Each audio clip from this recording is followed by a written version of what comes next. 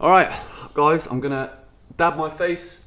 These aren't tears, it's just sweat beads, but it might as well be tears. Yes, guys, welcome back to another video. Welcome to the George Benson football channel for 6 things we learned from Tottenham Hotspur 0. No, that's a lie. Tottenham Hotspur 2, Chelsea 0. Goodness gracious me. I'm literally like, I can't even get my words out properly anymore. I've just been live for 3 hours. Thank you to those of you that tuned in for the stream. I'm going to just go ahead and be a beg at the start of this video. Hit the like button if you can, help me out. Subscribe to GBFC if you are new, because that was disgusting. Absolutely disgusting to play in that kind of feeble, pathetic manner on the pitch again against our biggest rivals, showing absolutely nothing. There is no progress there. Graham Potter, like I said last week, is out of his depth and he's got to go. I'm sorry. I said throughout the course of this week that I've accepted that he's going to be given time. And I accept that he was going to be given time on the premise that we're going to see progressions. We're going to see progress, but that was arguably just as awful as a defeat at home to Southampton last weekend. A managerless Southampton. Chelsea didn't score again today. Did we ever look like scoring? Please let me know in the comments down below. If there's anything positive that you can filter in to my brain, then let me know in the comments, because I've got nothing positive to say about this Chelsea team. And unfortunately, box number 1 is a red for Graham. Because what Graham Potter did today is, during my stream, I did 2 polls. First one was, who should start, Havertz or Aubameyang? People voted for Aubameyang. I did a second poll, Aubameyang or David Datro Fofana? People said Fofana. So even in the brains of the fans, Havertz is the third choice starter as a striker right now, but somehow he manages to remain on the pitch for, I think, the rest of the game. But he was so vacant from the game that I don't know if he finished the match or not, because by the end of it, I was kind of just sat here twiddling my thumbs and, well, could have been doing many other things with my hands that would have been significantly more enjoyable than watching Chelsea Football Club on the pitch again. And unfortunately, somehow, Hakim Ziyech comes out on the pitch for the second half, which is absolutely mind-boggling for me, because what he did in that first half with the red card, which obviously was not given as a red card, the referee rescinded it for himself after choosing to show Ziyech a red, go to the VAR after he's already given him a red and been like, actually, you know what, I forgot what my job entails, I don't know how to do my work today.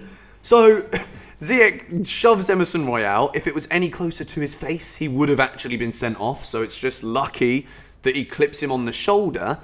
But that aggression, that's the only thing Hakim Ziyech offered. I think he stifled Reece James. And how he manages to make it out onto that pitch in the second half is beyond me. The fact that Chelsea have spent 70 million on Mykhailo Mudryk, and he comes on just after Chelsea go 2-0 down with Aubameyang with 6 minutes to go, is a disgrace. It is a complete and utter disgrace. I thought Raheem Sterling in the first half was decent. Second half we come out and Oliver Skipp, we conceded to a bag of crisps. Oliver Skipp scores his first ever Tottenham goal. Maybe Kepa could have done better. It's kind of at him and then he flaps to try and do a camera save. And Tottenham go 1-0 up. Half of the stadium aren't even in their seats because they're too busy enjoying cheese fondue in the turnstiles. And from the moment Tottenham Hotspur scored, I knew we'd lost the match. Why?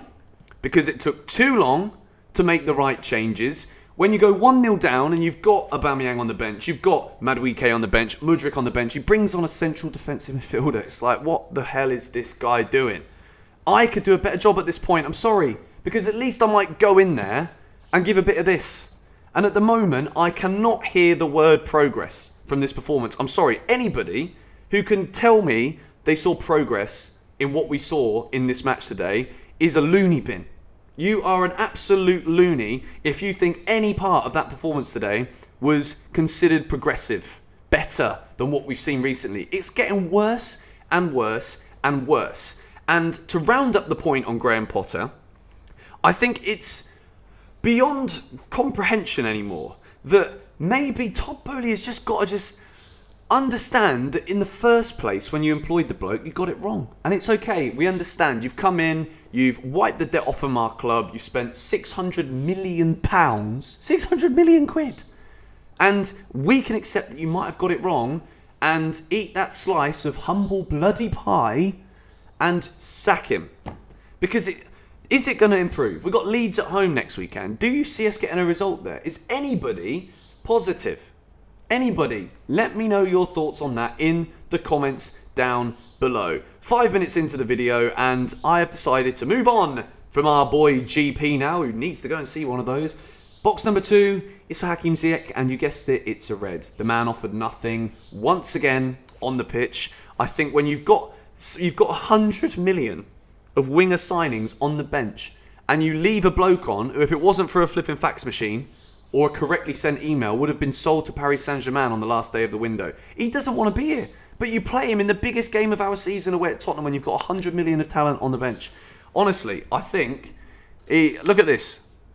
This me right now, angry bird. But this angry bird, would manage Chelsea Football Club better than the GP would right now. Hakim Ziyech stifled Reece James. I think, again, he didn't really get hold of the ball very much. But there's nothing positive about the way that he played. So, after what I just saw there, he can't be anywhere near the starting 11 against Leeds. And Noni Madueke, naturally on the right wing, gets people off their seat, makes things happen, has got to play. Box number 3 is a red for Kai Havertz, who once again begins the game as a striker for Chelsea. And then somehow, despite offering nothing to the game, first 25 minutes he got himself involved a little bit. It was relatively good, but it was when he dropped deeper. What part of this does Graham Potter not see? The most effective part of Havertz's game today was when he wasn't playing as a striker, when he was going backwards. What bit of this is he not understanding? Aubameyang's on the bench. David Datro Fofana doesn't even make the bench. Just loan him out in January then, mate. What have you said to keep him in this squad and then not even put him on the bench when you've got no strikers there and you're losing again and again and again and never scoring a goal? What part of Kai Havertz is not a striker does this man not understand? It's just like, I'm either going to laugh or I'm going to cry. Like, it's just, what to do? Box number 4, red, Ben Chilwell, sleeping for the second goal.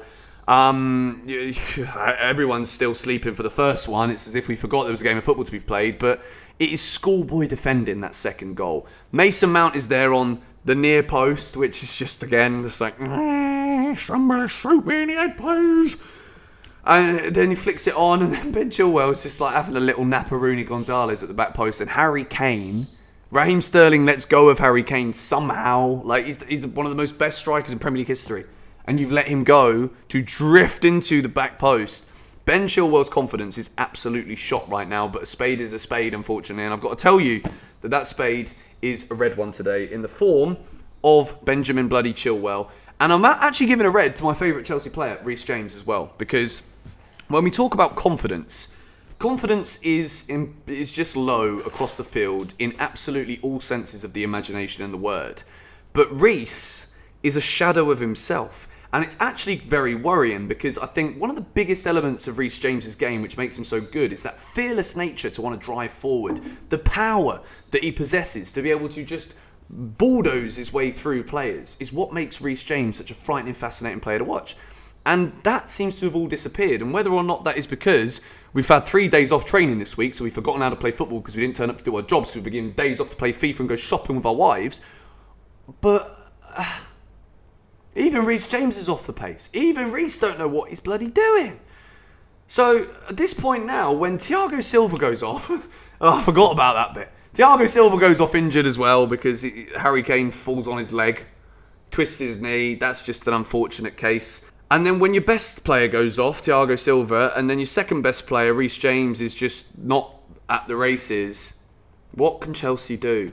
Especially with Graham Potter sending him out every single game. We have won 2 in 16. Let me keep repeating this just to get it embedded in our brains. Let me dab my forehead with a bit of tissue paper, shall we? We'll throw that one down. Box number 6 is a red for Enzo Fernandez, okay? Because even if he is the player that we are looking to build our future, Chelsea's midfield future, is going to be Enzo, and we're led to believe maybe a Declan Rice. He ain't going to want to come to Chelsea now, is he? Let's be honest. When Arsenal, look at Arsenal yesterday.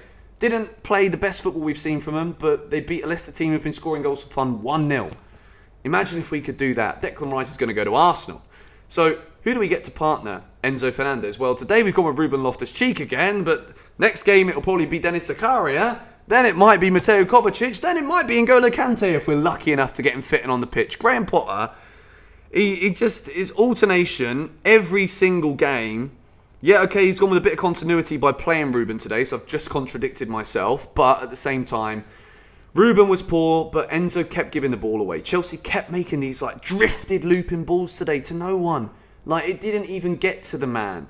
There's no ideas in this team. And even players like Enzo today, who are such talented players with the football at their feet, looked lost. We don't know who to pass the ball to. You've got half the team playing with zero confidence, and then you've got another half of the team who just look inept when we're on the ball, and when we're going forward, I think João Felix looked like he was trying to make things happen in the first half, but he kept ending up on the ground.